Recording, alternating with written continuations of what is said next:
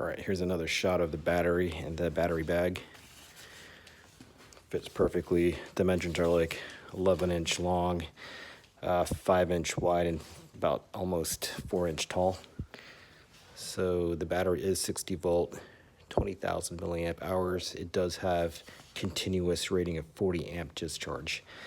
So 40 amps times 67 volts is still a good amount of wattage to the motor. I think it's over 2,500 watts.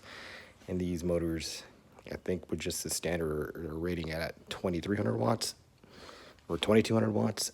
So it does also have a burst current of 88 amps. So that's over 3,000 watts, even more. Most likely that burst will just be sustained for a little bit. I'll keep it easy on the throttle to begin with, and then just kind of like cruise. It should act like the same battery power level as the stock.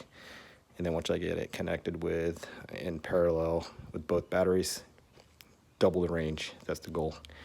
So it'll help keep up top speed for more duration and length there, as well as increased range. We'll update another video on that.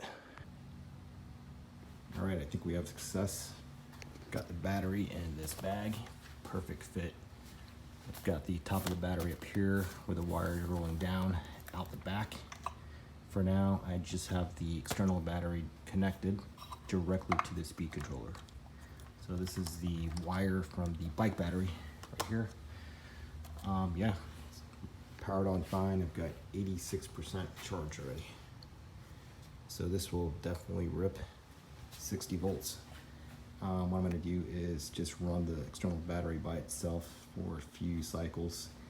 I'm going to charge it up to 100 and run it down to probably like 70, 60%. Cycle back up to 100, do that like 3 times. Fully charge it, and then give it a speed run just on the external battery. See how much it matches up to the bike battery voltage and amps.